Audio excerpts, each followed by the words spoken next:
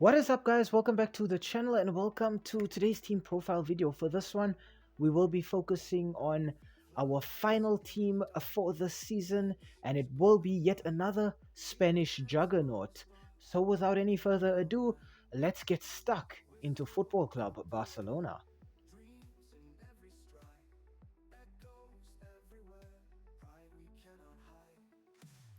Looking at the Blaugrana, the first player I'd like to talk about here has to be the man between the sticks in Marc-Andre ter Stegen. He is a phenomenal goalkeeper. Over the last few months, we've seen ter Stegen express his displeasure at still having to play second fiddle to Manuel Neuer at international level for Germany. And I think he's well within his rights to do so. He is a great goalkeeper, so solid, so intelligent, such fantastic reflexes, and a big part of why Barcelona have enjoyed so much success in the last few seasons. When ter Stegen is unavailable for this team, the entire team suffers. At centre-back, the first player I'd like to talk about has got to be Ronald Araujo. Now, Araujo is a very young defender, but still very experienced. He is intelligent, though sometimes a little too aggressive. Araujo is that kind of centre-back who loves to get stuck in, loves to make those difficult physical challenges, winning the ball back, and then just contributing to moving the ball forward and getting into attacking positions. Partnering him at the back, I think we will see Pau Cubarsí. Now, Cubarsí is a younger centre-back, a centre-back with more energy, but he is one of those typical Spanish centre-backs, a player who knows how to play with the ball at his feet, how to control the game. At left back, I think we will see Alejandro Balde, who I think was the perfect replacement for Jordi Alba at Barcelona. Balde is young, he's exciting, he's energetic, he's quick, he's always looking to move the ball forward, either running with it at his feet or playing passes and linking up with the players around him. Balde contributes so much going forward, but he does also have the pace to be able to get back and do his defensive duties if the team is caught on the counter attack. At right back, I think we will see a lot of Jules Koundé. Now, what I like about Koundé is he is a very defensive centre-back. He's very quick. He's very intelligent. He, like Balde, is the kind of player who loves to carry the ball forward. But in Jules Koundé, I think Barcelona also have a very defensive-minded right back, a player who understands that this team can be a little vulnerable on the counter-attack, and he's always looking to win the ball as soon as possible to alleviate the pressure of the centre-backs and the goalkeeper. Looking at the midfield, the first player I'd like to talk about here is Dutch central midfielder Frenkie de Jong. De Jong is such a versatile midfielder. He can play as a holding midfielder, he can play as an anchor, he can play centrally as a deep line playmaker, or he can play in that number 10 role as a central playmaker. De Jong knows exactly what is necessary to be able to conduct the game, to be able to orchestrate the tempo, slow it down when the team have the ball or when they have a lead, or pick up the pace when they're chasing a lead. In De Jong, I think Barcelona have a kind of Swiss Army knife player who can operate pretty much anywhere in their midfield. Next up, I'd like to talk about young Spanish midfielder Xavi.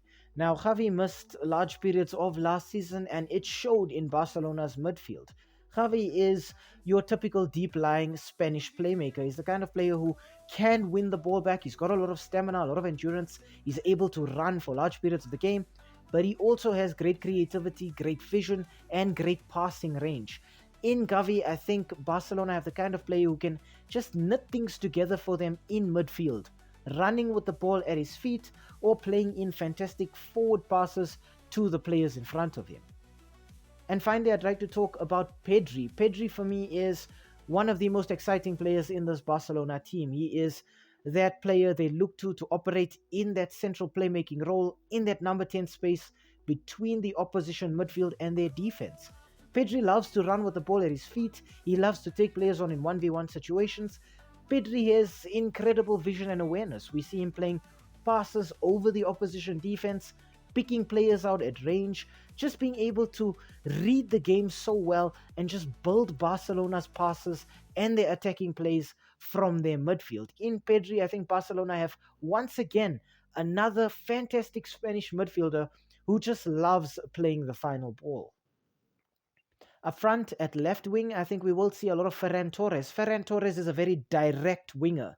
He loves to get forward, he loves to run at the opposition players, A lot of the time we see Ferran Torres going out wide, delivering crosses in, but he does particularly enjoy running with the ball at his feet, cutting into the opposition box, and then taking shots or trying to lay the ball off to a midfielder who's attempting to arrive late into the box and just get a finish from range. At right wing, I think we will see the most exciting player at Barcelona in Lamine Yamal, a teenager with phenomenal amounts of talent, incredible close control, great dribbling, very quick, very tricky, an eye for goal, a player who knows exactly what he wants to do with the ball before it even arrives at his feet. Lamine Yamal, I think, is going to be the player who carries the ball the most for Barcelona.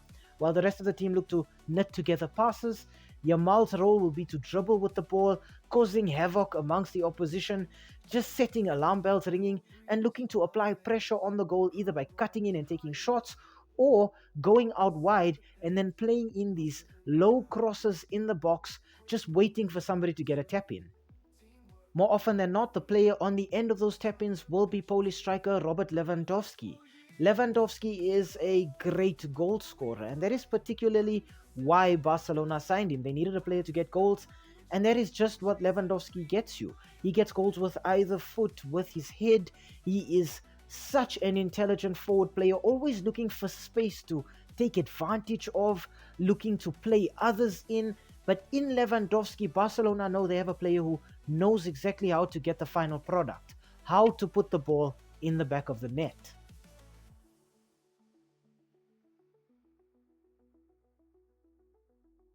Looking at the tactics that I think Hansi Flick will employ with this Barcelona team, I think we will see the Blaugrana lining up most of the time with a flexible 4-3-3 formation. This will allow them to either play with that double pivot, perhaps utilizing Gavi and De Jong in that double pivot role where one player can go forward to support the attack and the other just stays back to protect the defense and operate as a kind of anchor for the midfield. We could also see Barcelona taking a more attacking approach with that solitary anchor and then two roaming attacking midfielders playing just in that hole between the striker and the wingers. This allows Barcelona then to take advantage of the space that the wingers make when they move out wide, trying to hug the touchline. A lot of the time we see midfielders trying to attack those spaces, and players like Pedri and Gavi in particular really flourish in that system. They love moving into these spaces. They love keeping their heads up and just maintaining awareness of everything that is happening on the pitch. This team likes to defend passively with their position. You will see this team trying to stick to their formation, trying to utilize as many bodies in certain positions of the pitch as possible, and then just trying to strangle out the opposition and suffocate them in the central areas of the pitch.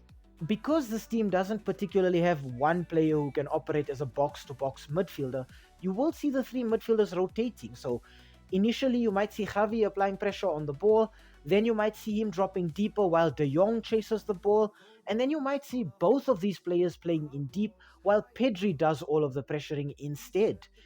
At Barcelona, the game plan is to just keep control and maintain possession all the time. A lot of the time, you will see them playing a more patient, attacking approach, just looking to create spaces on the pitch and then attacking those spaces. The wingbacks do look to get forward as often as possible, but more often than not, you do see one of them going forward while the other then tucks in to create a kind of back three in terms of the defense. What I particularly enjoy watching about Barcelona is this is a team that is not just content with outscoring the opposition, they also look to outplay the opposition.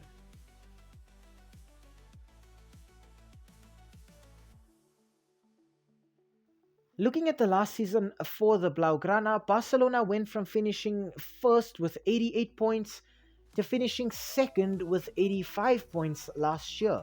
So they went down by 3 points and it cost them the league. In the Copa del Rey, the Blaugrana went from losing in the semi-finals against Real Madrid to being knocked out in the quarter-finals against Athletic Bilbao.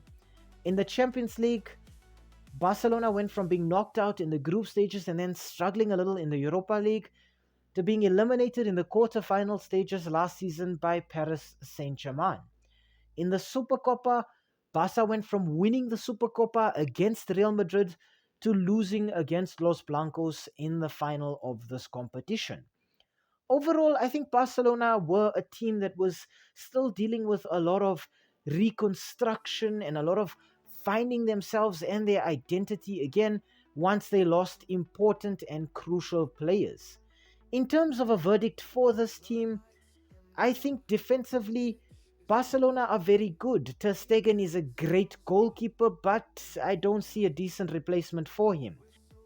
Barca do, however, have an injury prone backline. A lot of the time, the centre back roles in particular seem more like a revolving door for the Blaugrana, with a player playing for a week or two and then picking up an injury and being out for another month. I think they do have some players who give them a little bit of adaptability and flexibility in these defensive roles. A player like Andreas Christensen can play at centre back, left back, or holding midfielder. A player like Jules Koundé can play at right back or at centre back. And then they do have Hector Fort, who can come on and play at right back if Koundé needs to play centrally. However, I think the lack of depth is going to make Barcelona struggle in the season, and for that reason in particular, I give the Blaugrana a 3 out of 5. In terms of the midfield, Barcelona have just signed Dani Olmo, so he gives them another attacking option and a replacement for Pedri. Gundogan's future at Barcelona, however, remains to be very clouded, and I think a lot of Barcelona fans and Barcelona players are perhaps considering how they approach the season without an experienced player in midfield. In midfield as well, Barcelona do tend to be quite injury prone. Last season they were missing pretty much all three of those midfielders. De Jong, Pedri and Javi were all out due to injury for large periods, but we did see the introduction of players like Fermin Lopez as well, and this sort of gave Barcelona a bit of hope going forward in terms of their youth academy. Regardless, Javi is now back. Pedri did pick up an injury in the Euros, but he also will be expected to return very soon. But I think De Jong is still very fragile. I think for all of the talent they have in those central positions in midfield, Barcelona will be stretched in terms of their injuries and the depth that will be required to compensate for those injuries. So from me in midfield, Barcelona get a 4 out of 5. Up front, I see a lot of pace for Barcelona, a lot of creativity out wide in players like Rafinha, Ferran Torres, and Lamine Yamal. Rafinha as well can come off the bench and play on either wing, doing whatever is necessary, going out wide, delivering crosses, or cutting in and taking shots. Pedri and Dani Olmo can also deputize at wing positions, so they do give this team a bit more flexibility up front as well. In terms of getting goals, I only see Robert Lewandowski scoring goals for Barcelona. If something happens to him, I think this team really, really do struggle to hit the back of the net. I think they do still need to find a player who can just play as an out-and-out center forward for them and get them goals when it's necessary. So from me, up front, Barcelona get yet another 3 out of 5, bringing the Blaugrana's total to 10 out of 15, which I think is fair for them. In terms of a verdict for Barcelona in the upcoming season, in the La Liga, I'm expecting to see them finish second again. I think this team does have the ability to grind out results against other teams, but against the big boys like Girona, Atletico Madrid, and Real Madrid, I think they do struggle. In the Copa del Rey, I think Barcelona can prioritize this cup competition and make it all the way to the final if they choose to do so. In the Champions League, I think Barcelona still do lack a bit of star power, those individually talented players who can just grab a game and win it for you with their individual brilliance. Depending on their opponents in the group stages and the knockout fixtures, I think it is a fair statement to make to say that I think Barcelona make it to at least the quarter-final stages of the Champions League. In the Supercopa, I'm expecting to see the Blaugrana go to the final and probably lose against Real Madrid again. I think it is about to be a very difficult few seasons for fans of Barcelona. Real Madrid have just gone from strength to strength, acquiring the signatures of big-name superstar players, while Barcelona are still struggling with admin issues and signing players. I think this also has contributed to why Gundogan has decided to perhaps leave the club, if that is true. But I think still Barcelona do have the midfielders who can control a game. If they can get early goals, I think they can really dictate the play, just orchestrate things and just frustrate the opposition. And I think teams like Atletico Madrid and Real Madrid will then be lulled into making silly tackles. And I think that's how Barcelona can continue to just control the game and stick to their philosophy of not just outscoring teams, but outplaying them as well.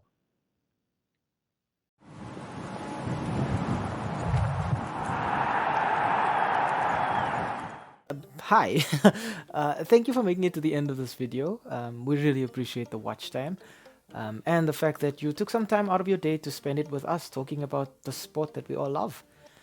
If you enjoyed the content, why not, drop a like down below or comment in the comment section. Um, Maybe even consider subscribing to the channel. And I mean, while you are here right now, have a look at some of our old videos too. They should be appearing on the screen right now, along with that subscribe button. So you know exactly what to do. Um, Thank you so much. It really helps with the YouTube algorithm. And have a great day out there. And we hope to see you again very, very soon. Thanks. Stay safe.